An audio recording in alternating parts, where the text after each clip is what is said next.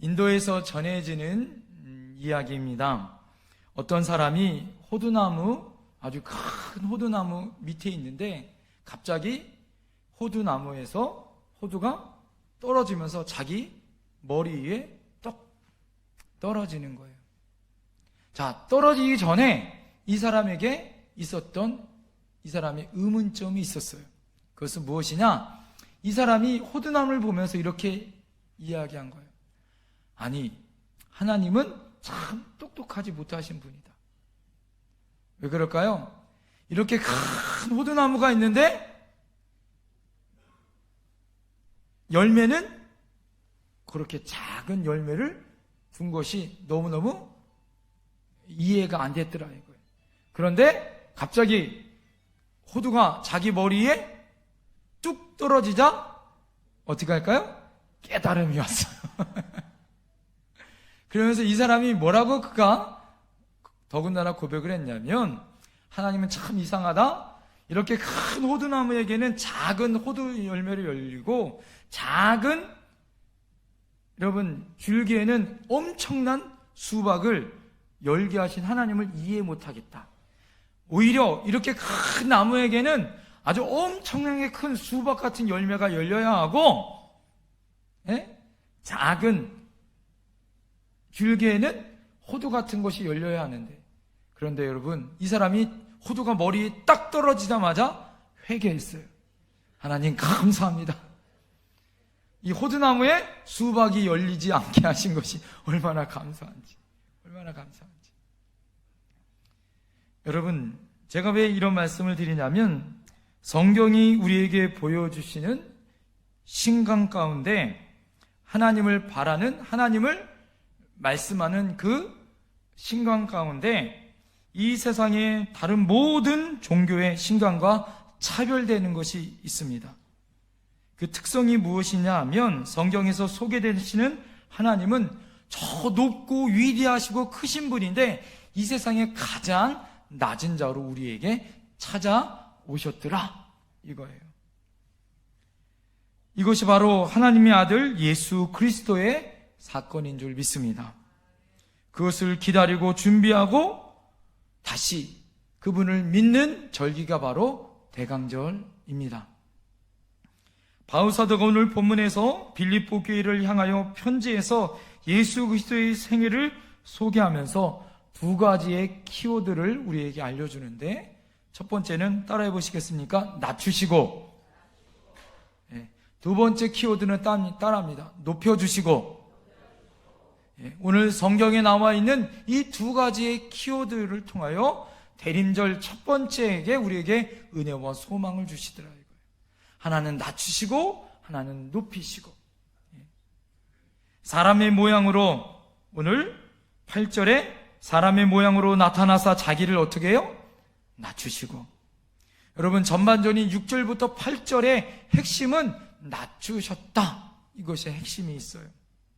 후반절 9절부터 11절은 그러면 뭐가 될까요? 9절에 키워드가 있습니다. 이러므로 하나님이 그를 지극히 어떻게? 높여. 이렇게 하나님이 그를 높이셨다 이렇게 말씀하고 있어요. 여러분, 스스로 낮추신 예수님을 하나님은 지극히 높이신 것입니다. 얼마나 그분을 높이셨는지, 그의 이름은 모든 이름 위에 뛰어난 이름을 되게 하셨고요. 그리고 모든 피조물이 그의 이름을 높여 그 앞에 무릎을 꿇고 경배하며 그를 주님으로 인정하게 될 것이다라고 성경은 말씀해 주고 있습니다. 그러나 그에 앞서서 그분은 먼저 뭐 하셔야 되는 거예요? 낮추셔야 됐어야 했다 이거예요. 여기서 우리는 우리의 신앙의 또 하나의 역설을 우리가 깨닫게 되어집니다. 진정한 의미는, 여러분, 우리가 높이기 위해서 삶을 살기 전에 우리가 먼저 뭐 해야 된다? 낮추는 삶을 살아야 한다라는 거예요. 낮아져야 한다는 거예요. 겸손해져야 해야 된다라는 거예요. 우리는 오늘 저마다 여러분 어떻게 살아요? 높이 살려고 노력해요. 여러분 어떻게 해요? 우리가 지하에서 반지하로, 반지하에서 1층으로. 그래서 여러분, 아파트도 최고로 좋은 아파트는 스위트룸은 다 어디 있어요? 맨 꼭대기에 전층을 차지하는 로얄층을 우리가 여러분 사는 사람들이 많잖아요. 예? 사람들이 꼭대기로 높아지려고 그래요. 성공하여 높아지려고 그렇게 노력을 하고 삽니다. 출세하려고 그래요. 인생의 성공은 여러분 어떻게 해요? 땅끝까지 높아지려고 해요. 그래서 인간들이 어떻게 합니까? 바벨탑을 만들어서 누구에게 닿으려고 그래요? 하나님처럼 닿으려고 바벨탑을 쌓았더라 이거예요. 여러분, 예수님의 제자로 살아가는 그러면 우리들은 어떻게 살아야 하느냐? 이 세상은 높이는 것이 성공이라고 이야기하는데 오늘 주님은 어떻게 오셨어요? 높으신 그분이 낮아지기 위해 이 땅에 오셨더라 이거예요. 이것이 대강절의 첫 번째. 따라합시다. 예수님처럼 낮아집시다. 이것이 대강절의 첫 번째 우리에게 주신 하나님의 은혜더라 이거예요. 그렇다면 이 낮아짐의 참 의미를 우리가 알아야 하지 않을까요? 여기서 우리 안에 우리가 붙들어야 될 두 가지가 있는데, 첫 번째는 낮추심의 이유가 무엇인가요? 예수님 왜 낮아지셨는지 그 이유가 무엇이냐 이거죠. 두 번째는 이 낮추시는 실제적인 방법을 오늘 예수님은 어떻게 우리에게 보여주셨는가 이거예요. 자, 첫 번째 질문이 무엇이에요? 예수님이 자신을 낮추신 이유가 무엇인지에 대해서 우리에게 오늘 알려주십니다. 자, 따라합니다. 우리를 섬기기 위해 낮아지셨다. 여러분, 7절에 보면 하나님과 동등하신 예수님은 자기를 비우시고 이 땅에 뭐의 형체로 오셨어요? 종의 형체로 이 땅에 오셨더라 이거예요. 여러분, 종은 뭐예요? 섬기는 거예요. 종은 여러분, 말을 할 수 있는 것은 사람이고 말하지 못하는 것은 짐승이다. 그 당시에 종과 짐승은 동격이었습니다. 다시 말해서 노새와 사람은 동격이었더라 이거예요. 어떻게 해요? 주인을 섬기는 것이 종입니다. 여러분, 만왕왕이신 예수님이 섬기시기 위해 이 땅에 종의 형체로 인간의 몸을 가지고 이 땅에 오셨더라 이거예요. 이 땅에 오신 예수님의 모습은 낮추시되 종의 모습으로 이 땅에 오셨습니다. 예수께서 자기의 사랑하는 제자들을 어떻게 했어요? 발을 씻기기 위해서 친히 어떻게 했습니까? 무릎을 꿇고 허리를 굽히셨어요. 그리고 제자들을 향하여 너희도 주와 선생님처럼 어떻게 너희도 뭐하라? 섬기라 라고 우리에게 말씀해 주셨습니다. 그리고 예수님의 제자들을 향하여 너희가 섬기지 않으면 세상은 절대 변하지 않을 거다라고 우리에게 말씀해 주고 있어요. 여러분, 세상은 지배하는 것이 아니라 뭐예요? 섬기는 것인 줄 믿습니다. 왜 여러분 세상이 변화되지 않아요? 섬기지 않아서 그래요. 대통령과 위정자들과 국회의원들과 여러분 온 나라에 있는 리더십에 있는 모든 사람들이 뭐 해야 돼요? 섬겨야 할 줄 믿습니다. 우리도 마찬가지예요. 하나님의 부르심을 받은 우리들이 이 땅을 어떻게 해야 되는 거예요? 섬겨야 할 줄 믿습니다. 그래서 이 세상에서 제일 높으신 여러분 그분이 우리에게 본을 보이시기 위해서 어떻게 보여주셨어요? 섬겨주셨더라 이거예요. 가장 높은 자리에서 가장 낮은 자리로 섬기기 위해 이 땅에 오셨습니다. 예수가 하나님과 동등된다라는 뜻은 여러분 무엇이에요? 하나님처럼 그분은 높은 분이라 이거예요. 하나님 당신이셨다라는 거예요. 그런 그분이 자신을 낮추시고 섬기시는 종으로 오셨다면 우리도 여러분 이 땅에서 섬기지 못할 이유가 어디 있겠어요? 얼마 전에 저희 교회에서 처음으로 21일 동안 저녁마다 다니엘 기도회를 가졌습니다. 다니엘 기도를 하면서 제 마음 가운데 가장 흐뭇하게 생각했던 것 중에 하나가 무엇이냐면, 우리 21일 동안 우리 장로님들과 우리 안수 집사님들이 하나님의 은혜로 매일마다 어떻게 했어요? 자원하는 마음으로 차량 운행을 해주셨어요. 멀리 있는 우리 성도님들 차량 운행 돌게 하셔서 우리 연로하신 우리 권사님들 함께 믿음으로 기도하면서 그 자리를 21일 동안 지킬 수 있도록 헌신해 주신 것이 얼마나 감사한지 몰라요. 끝나고 나니까 저에게 이런 간증이 들리더라고요. 저녁 퇴근하는 시간에 배고프고 중간에 몸도 아프고 여러 가지 힘들고 어렵지만 운전하시면서 오히려 참 보람되었다. 차량 봉사 덕분에 내가 은혜의 자리에 나올 수 있었고 그 은혜의 말씀을 들을 수 있어서 더 내가 감사했다. 이런 고백이 있더라고요. 제 마음 가운데 그런 고백이 있으니까 얼마나 더 감사하겠어요. 그런데 또 이런 간증이 들리는 거예요. 예? 그것을 지켜보는 성도님들이나 그것을 타고 오신 우리 성도님들이 이런 간증을 하시는 거예요. 우리 장로님들이, 우리 안수 집사님들이 얼마나 감사하고 얼마나 대단한신지 모르겠다고요. 예? 이렇게 운전해 주고 섬겨 주시는 모습을 보니까 더 감사하게 되어졌더라. 할렐루야. 예. 여러분이 이렇게 힘들고 어려웠지만 하나님 앞에 헌신하고 수고한 모습을 보면서, 섬기시는 모습을 보면서 얼마나 감사한지 모르겠어요. 여러분이 열심히 섬기시는 그 봉사, 여러분이 교사로, 성가대로, 안내로, 꽃꽂이로, 청소로, 주방으로, 차량으로, 교회에 눈에 보이지 않는 그곳에서 여러분이 섬기고 수고하시는 그 가치가 여러분 단순히 설교를 듣는다든가 성경 공부를 한다든가 제자 훈련을 하는 것으로 끝나는 것이 아니라, 여러분 주님의 말씀을 그대로 순종하여 여러분 삶 가운데 섬기시는 모습으로 살 때 그 가운데 하나님의 역사가 나타나고 그것을 지켜보는 많은 사람들이 감동하게 되어지는 줄 믿습니다. 여러분 그 섬김과 헌신이 그냥 되어지는 것이 아니라, 여러분 절대 그냥 땅에 떨어지는 것이 아니라 하나님의 수고와 헌신을 통하여 아름다운 믿음의 열매가 나타난다는 걸 여러분 믿어야 할 줄 믿습니다. 여러분 두 번째, 자신을 낮추신 이후의 두 번째는 따라합니다. 우리를 구원하시기 위해서. 예수님께서는 자신을 낮추신 이유는 우리를 섬기시는 단순히 그런 도덕적인 이유가 아니에요.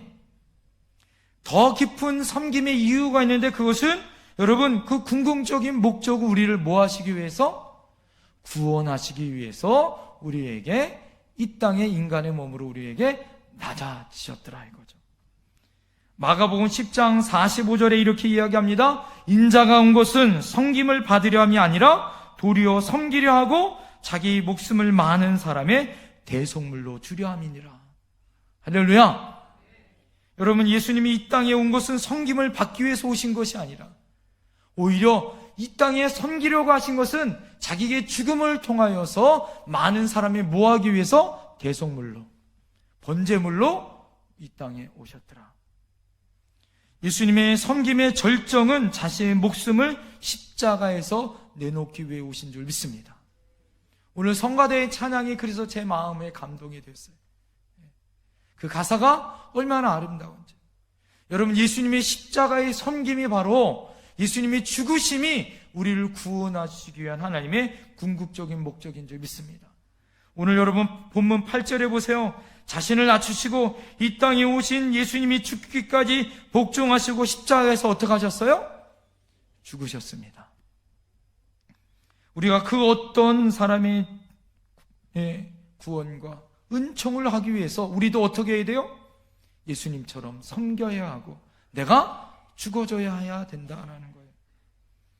아직도 여러분이 사랑하는 사람들이 아직도 구원받지 못했다면 여러분 다시 한번 여러분을 돌아보세요. 내가 전도할 대상자가 아직도 우리 교회로 정착하지 못했다면, 우리가 12월 한 달 동안 일인양 찾기를 통하여 우리가 해야 될 것이 무엇인가? 그들을 예수님처럼 어떻게 해야 될까요? 섬겨야 되지 않을까요? 내가 죽기까지 그들을 더 섬기고 또 사랑해줘야 되지 않을까요? 다니엘 기도 영상을 제가 돌아보면서 작년에 간증하셨던 한 목사님이 계세요. 그 목사님 간증이 저에게 가슴에 쿵 하면서 감동을 받았는데, 그 목사님 간증은 무엇이냐면 어머니는 무당이에요. 아들은 목사님이에요. 이 목사님이 어머니를 구원하기 위해서 얼마나 여러분 기도하고 또 기도했을까요? 그런데 결국에는 어떻게 했을까요? 하나님의 은혜로 어머님이 예수 믿고 돌아오셨어요. 그래서 작년에 그 어머님이 간증 그 자리에 오셔서 단에 올라와서 하나님께 영광을 돌리더라고요. 할렐루야. 근데 그 목사님이 하시는 말씀, 이런 말씀 하시더라고요. 수없이 많은 분들이 그런 분들을 많이 봤대요. 자기는 예수님 열심히 믿는데 자기 가족 중에 이단에 빠지거나 아니면 무속인에 빠지거나 다른 종교에 심취되어 있는 분들을 구원하기 위해서 노력을 하는데 어떻게 했으면 좋겠는지를 문의하더라 이거예요. 그런데 대부분 많은 분들이 무엇에 걸려 있느냐? 관계 가운데 걸려 있더라 이거예요. 자기는 자기 어머니가 무당임에도 불구하고 어떻게 했어요? 끝까지 어머니를 뭐 했어요? 사랑했대요. 어머니를 끝까지 어떻게 했대요? 섬겨주었대요. 어머니를 진짜 어머니처럼 사랑하고 섬겨서 어머니가 어떻게 한 거예요? 감동한 거예요. 자기 아들이 은혜 안에 진짜 목사인 것을 인정하면서 어떻게 해요? 하나님의 은혜 가운데 돌아오는 놀라운 역사가 있더라고요. 대부분 많은 분들이 전도할 마음은 있지만 관계가 깨지거나 섬겨주지 않더라고요. 오늘 여러분 8절에 예수님은 죽기까지 그분이 복종하시고 그 영혼을 구원하시기 위해서 어떻게 하셨습니까? 우리를 향하여 섬기셨어요. 우리를 구원하시기 위해서 낮아지셨습니다. 여러분 12월 한 달 동안 우리 사랑하는 잃어버린 영혼들, 전도할 대상자들, 또 여러분 우리가 구원시켜야 할 그 영혼들을 향하여 우리가 어떤 마음을 가져야 할까요? 그들을 향하여 예수님처럼 섬겨주세요. 할렐루야. 그 영혼들이 우리가 예수님처럼 만왕의 왕이신 예수님이 이 땅에 오신 것처럼 우리도 그들을 섬겨줘야 할 줄 믿습니다.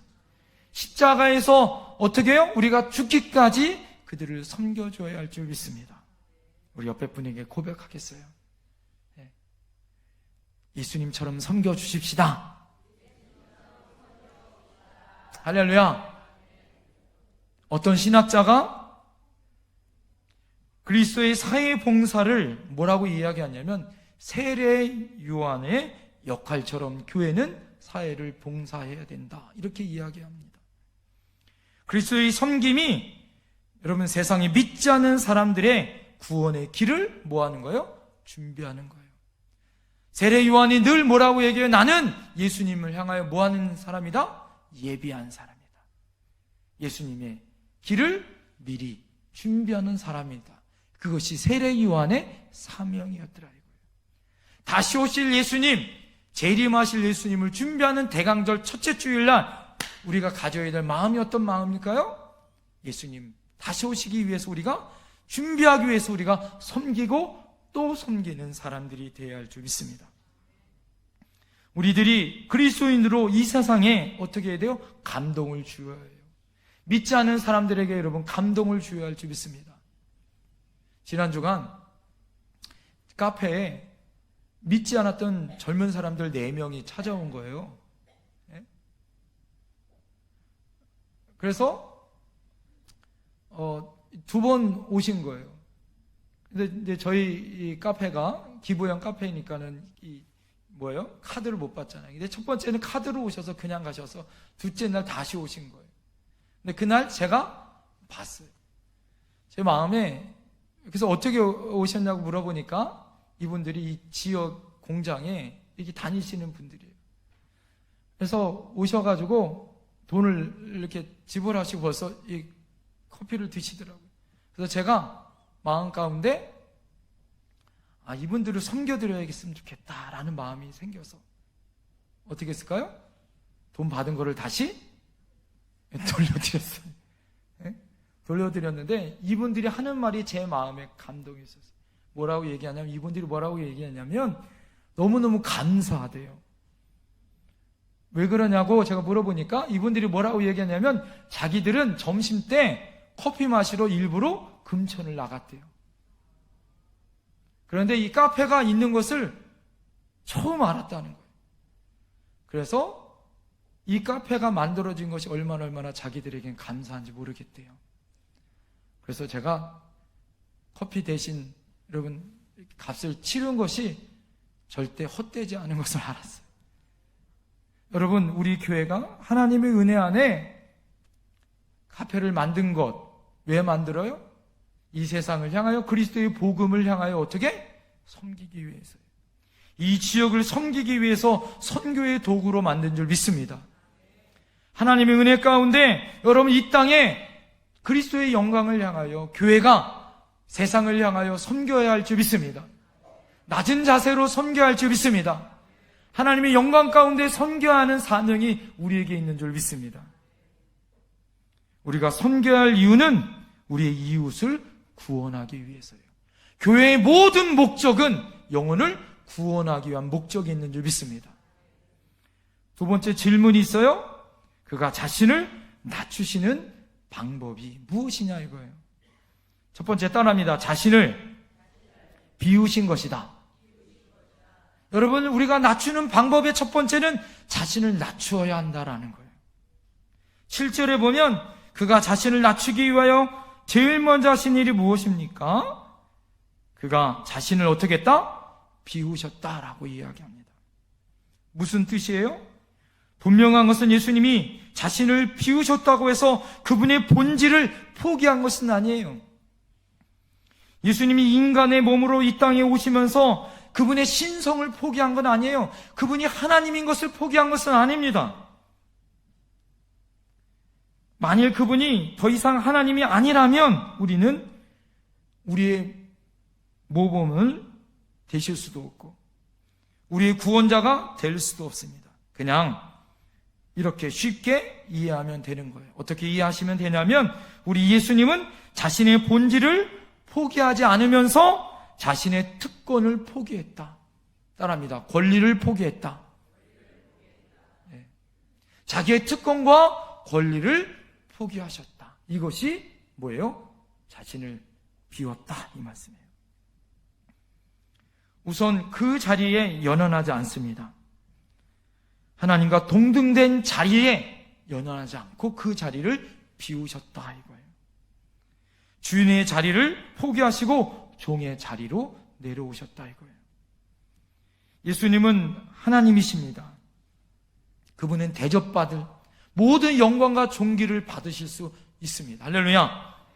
그런데 대신 이 땅에 가장 낮은 몸으로 오셨고 인간의 몸으로 이 땅에 오셨어요. 그분은 말구유에서 태어나셨어요. 목수의 아들로 태어나셨고 그의 아버지 요셉을 먼저 여여서 가족들과 어머니를 돌보는 삶을 사실 수밖에 없었어요. 이 땅에 오셔서 목수의 일을 철저하게 헌신하셨습니다. 나중에 사역할 때는 멸시천대 받으셨어요. 채찍을 받으셨고 사람들의 손가락질과 조롱을 받으셔야만 했습니다. 기꺼이 어떻게 했어요? 그렇게 받으신 이유가 뭐예요? 우리를 섬기시고 우리를 구원하기 위해서인 줄 믿습니다. 그러면 여러분, 우리는 예수님의 제자로 어떻게 우리도 예수님처럼 살아야 할까요? 우리도 여러분 어떻게 해야 될까요? 비워야 되지 않을까요? 우리도 기꺼이 내 특권의 자리, 내 높은 자리를 내려놓고 예수님처럼 낮아져야 할 줄 믿습니다. 우리가 쓰임받기 위해서, 우리가 이웃을 사랑하기 위해서, 구원하기 위해서 자신을 내어주어야 하지 않을까요? 우리도 주님을처럼, 여러분, 우리도 십자가를 짊어지는 삶을 살아야 하지 않을까요? 혹시 여러분들이 예수님처럼 더 좋은 집, 더 큰 집에 살고 싶은데 예수님 때문에 작은 집에 살으신 적이 있습니까? 여러분, 그 놀라우신 예수님은 하나님 영광 버리고 이 땅에 오신 것처럼 여러분이 좋은 차, 더 좋은 차 탈 수 있는데 예수님 때문에 여러분 작은 차를 타신 적이 있습니까? 내가 더 낮아지고 더 비우고 더 헌신하는 그 자리에 있으신 적이 있습니까? 내가 하나님의 나라, 이웃을 위해서 내가 있어야 할 그 자리는 어떤 자리냐? 비워야 하는 자리다 이거예요. 내 생각을 비워야 하고 내 마음을 비워야 하고 내 뜻을 꺾고 비움의 자리에 있어야 하는 것이다 이거죠. 전에 사역했었던 남북교회에서 이런 이야기를 들었어요.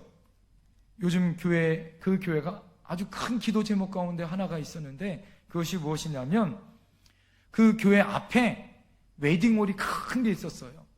연신내 여기 넘어오면 박석곡에 그곳에 웨딩홀이 큰 게 하나 있었습니다. 근데 그 웨딩홀을 이 순복음교에서 제2성전이라고 그 순복음교에서 산 거예요. 여의도 순복음교회에서. 근데 교회를 들어오면서 우리 남북교회하고 제2 이 성전이라고 이야기하는 순복음교회하고 거리가 몇 미터밖에 안 되냐면 30미터도 안 돼요.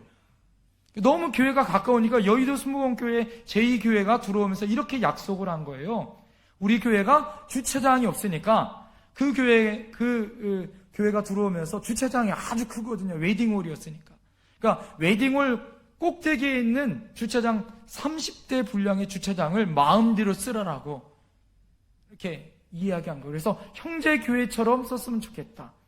그런데 그 남북교회 윤홍기 목사님이 그 교회를 올 때 성도들과 장로님들이 반대했는데 목사님 뭐라고 얘기했냐면 술집이 들어오는 것보다 교회 들어오는 게 더 좋지 않습니까? 설득해서 교회가 들어온 거예요. 그래서 30대 분량의 그 주차를 꼭대기 주차장에 쓰고 있었습니다. 그런데 얼마 전에 그 교회가 다른 건물에다가 다른 사람, 교회가 아니라 다른 데에다가 팔고 교회를 이전하게 된 거예요. 그러면서 뭐가 없어졌어요? 주차장이 없어진 거예요. 갑자기 주차장 30대 분량의 주차장이 없어진 거예요. 그러니까 교회가 뭐 했을까요? 난리가 났어요. 비상이 걸렸어요. 그리고 그 교회가 이제 헌신합니다. 주차장 미라클 랜드라고 주차장 부지를 위해서 헌금하는 운동을 할 뿐만 아니라 또 하나 운동이 있는데 그것이 무엇이냐면 주일날은 차를 어디다 두고 오기? 집에다 두고 오고 대중교통을 타고 오기. 모든 중직자는 주차장을 이용을 금하고 어떻게 해요? 대중교통을 이용해서 교회에 오시라 이 말씀. 그래서 교회 주차장은 새 가족들이 쓸 수 있도록. 그 교회는 이제 새 가족들이 오면 주차할 데가 없어서 그냥 돌아가는 때가 많아요. 부지기수가. 우리 교회는 이러면 축복받은 줄 믿습니다. 언젠가 우리도 주차장 부지가 부족할 수 있는 그런 놀라운 기적의 역사가 나타날 줄 믿습니다. 그러면서 모든 중직자들이 어떤 운동을 하는 거예요?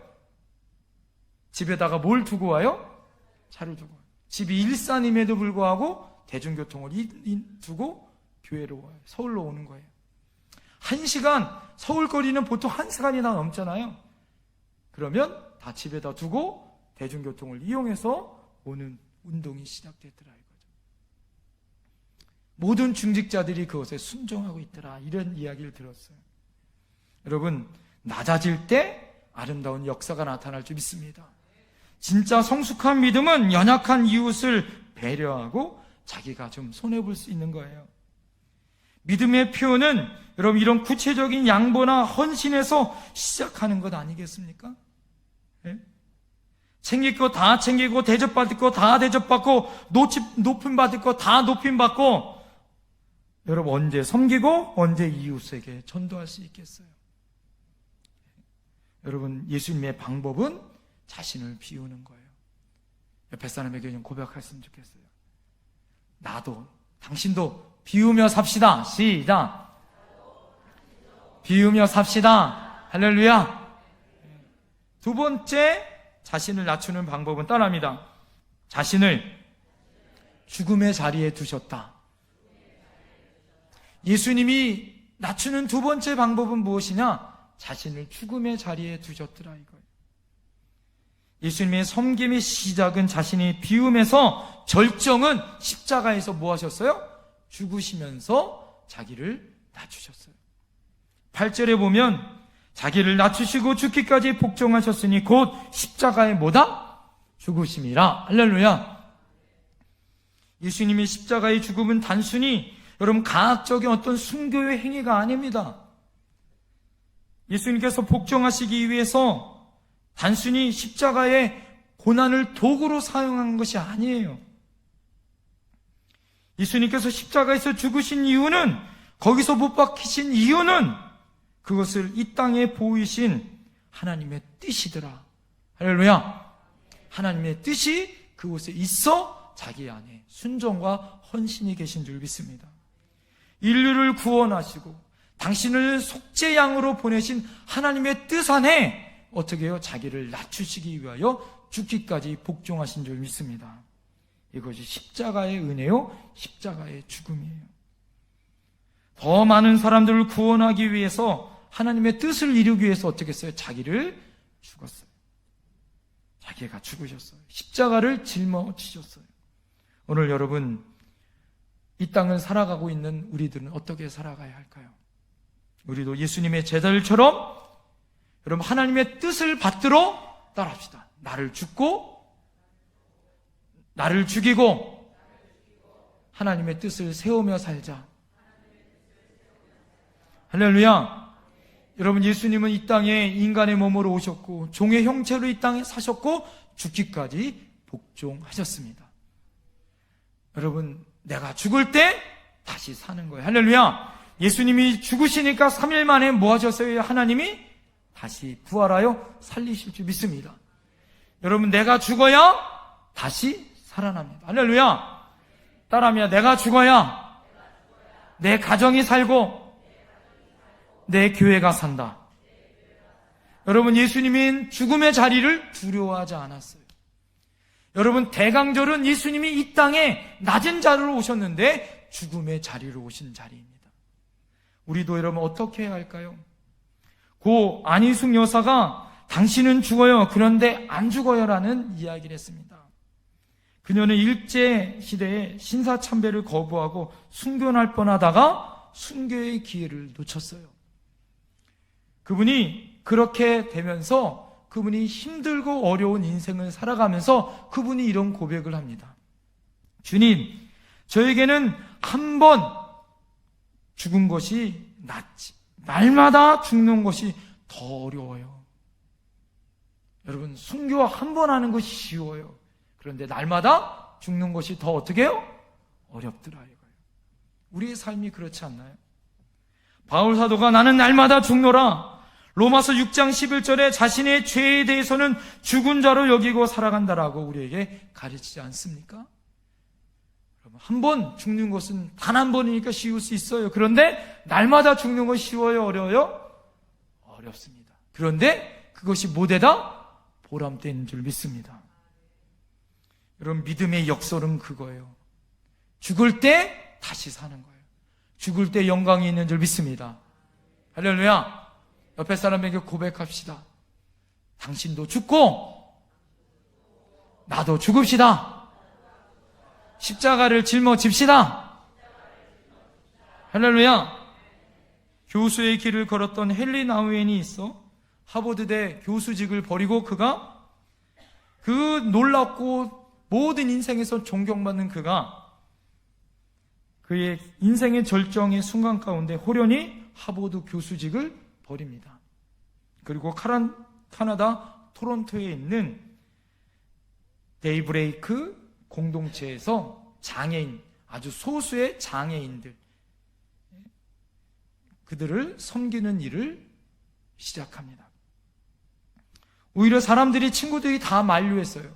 모든 사람들이 왜 당신이 떠나냐고. 가장 존귀하고 가장 위대한 그 자리, 존경받는 그 자리에 왜 떠나냐고 사람들이 묻습니다. 그러나 그가 바로 선택한 그 죽음의 자리, 그 공동체에서 그가 영성 작가 헨리 나우엔으로 다시 태어나요. 그의 인생의 마지막 후반에 그의 역작들을 그가 헨리 나우엔이 쓰게 되어집니다. 그가 죽음에 가까우면서 진정한 리더십에 대해서 그가 이렇게 쓰고 있습니다. 그 이야기를 하고 오늘 설교를 마치겠습니다. 그리스도인의 리더십의 길은 세상에 시세하는 방향처럼 저 높은 곳을 향한 것이 아니라 그것은 십자가로 직결되는 저 낮은 곳을 향한 움직임인 것이다. 이 말은 매우 자학적이고 자조적으로 들릴지 모르지만 그리스도인의 첫사랑을 경험하고 그의 목소리를 청종하고 살기를 결심한 사람들에게 예수님을 따르는 길은 세상은 결코 알 수 없는 하나님의 평안과 기쁨을 향한 길인 것이다. 이 길은 힘과 지배의 지도력이 아닌 하나님의 고난의 종되신 예수가 보여주신 스스로 비우고 낮추시는 무기력함과 겸손함의 길인 것이다.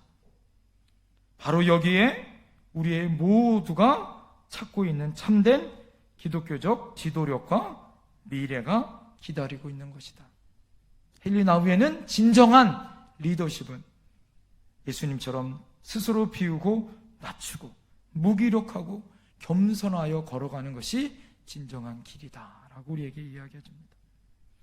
오늘 예수님은 우리를 향하여 낮추심을, 우리를 섬기시기 위하여, 우리를 구원하시기 위하여 여러분 이 땅에 오셨습니다.